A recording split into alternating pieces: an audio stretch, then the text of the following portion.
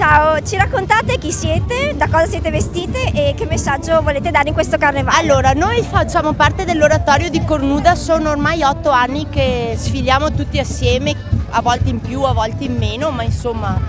E oddio, noi siamo vestite da odalische, abbiamo fatto un po' un misto tra ladino e il mondo un po' arabo.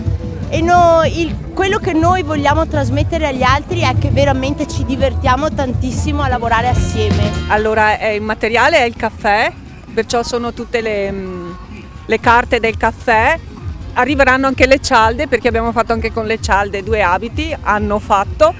E diciamo che pensando al riciclo, di fare delle cose, degli abiti per carnevale, per divertire, ma riciclando, adoperando cose che verranno buttate via e che però si può ancora utilizzare.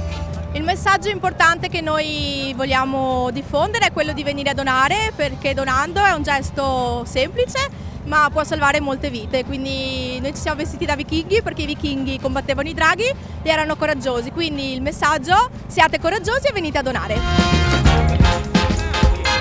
Ragazzi, raccontateci da cosa siete vestiti, che cosa rappresentate, qual è il messaggio che volete dare in questo carnevale? Beh, il nostro carro rappresenta le coccinelle. Abbiamo voluto mettere DOCG per rappresentare il nostro territorio, che da poco è diventato territorio dell'UNESCO, e allora abbiamo voluto mettere anche DOCG nel nome. Che cos'è per te il carnevale, Francesco? Mi potete in compagnia e anche divertirmi.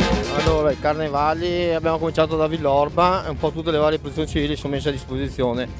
Qua oggi ne abbiamo 70 di volontari che sono tutti accreditati al sistema regionale di protezione civile. Quelli che organizza è il comune di Cornuda, sostanzialmente. Dopo abbiamo circa una quarantina di gruppi, persone che vengono da fuori, tra cui Montebelluna, Crocetta, Cornuda, Caerano, Asolo, San Zenone di Lezelini, c'è un po' di tutto, insomma, ecco, questo è. 116 edizioni di questo carnevale, una storia molto lunga, quindi quella di Cornuda, che si inserisce all'interno dei carnevali di Marca. Sì. Allora, 116esimo, noi abbiamo una documentazione dove nel lontano 1900, adesso non mi ricordo se 6 o 4, 2 carri allegorici, probabilmente a quei tempi erano carri un po' così folcloristici, con gente in costume. La partita è andata a Treviso per fare il carnevale di Treviso e hanno vinto il primo e il secondo premio. La gente logicamente nel rientro con i cavalli e i buoi era molto lenta, invece il treno è arrivato molto prima portando questa bellissima notizia in paese, dove quando sono rientrati tutti hanno fatto una grande festa. Da lì è partito il vero carnevale di Cornuda. Probabilmente c'era anche prima, però non come poi è diventato.